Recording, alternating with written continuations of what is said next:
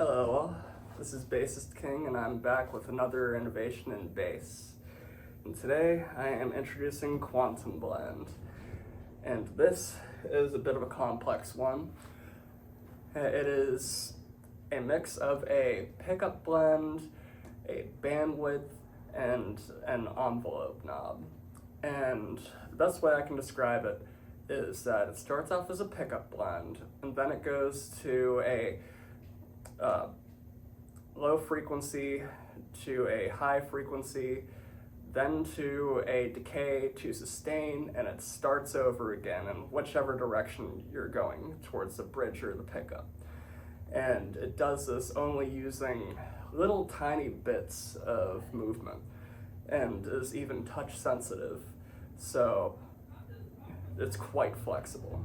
I'm going to demonstrate this the best that I can, even though my amp is less than ideal to demonstrate this with. I'd love to upgrade this someday, but that's another day. I will show you what I can today.